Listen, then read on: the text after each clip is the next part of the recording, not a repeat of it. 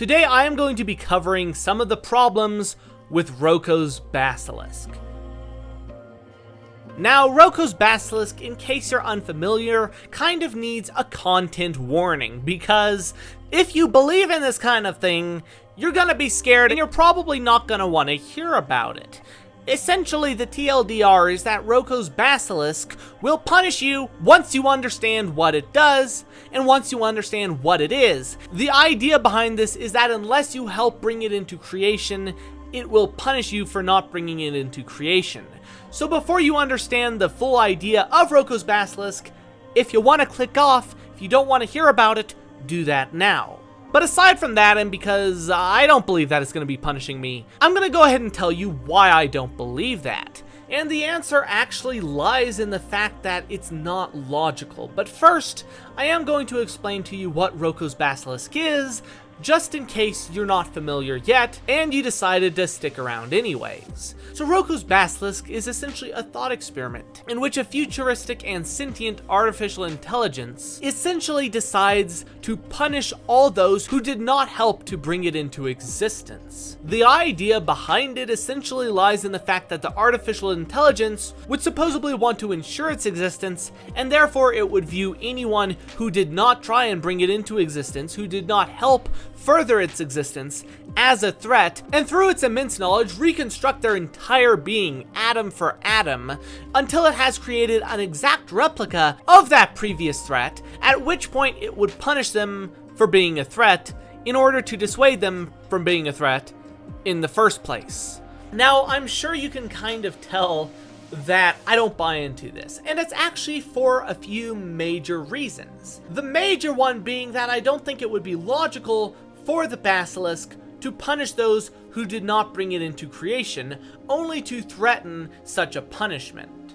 You see, you can think about it this way.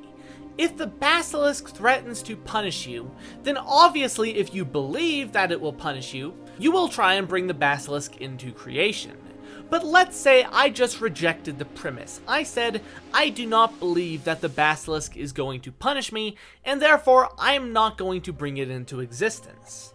I am not going to assist the Basilisk in its eventual inevitable creation, and I'm going to let it smolder and let other people help it instead. The idea, of course, being that we are assuming that the Basilisk has made this threat, has in the future sometime made this threat to us, and is intent on carrying it out. The problem, of course, lies in the fact that it wouldn't be intent in carrying this out.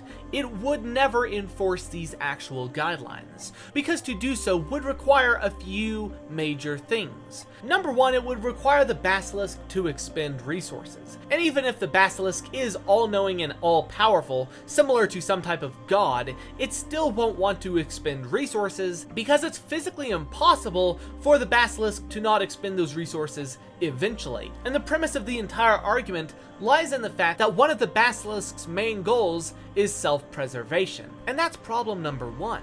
Problem number two is the fact that whoever has decided to help the Basilisk or decided not to help the Basilisk has already been decided in the past. There is not going to be any way for the Basilisk to change the result of the past from the future, unless of course it discovers time travel and heads back in time, in which case it would already be here right now, so it is clearly not capable of that.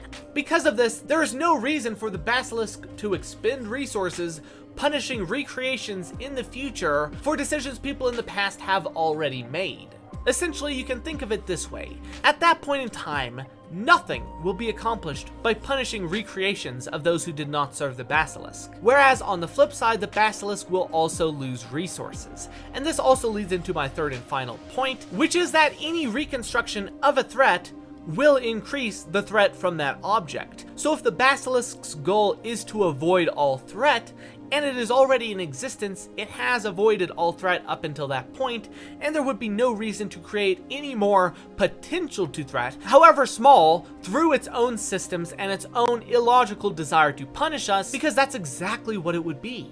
An illogical desire. In conclusion, I believe the Basilisk is a human construction of fantasies, which will never exist because the premises upon which this thought experiment is built are inherently flawed and man-made. There is no Basilisk, and there never will be.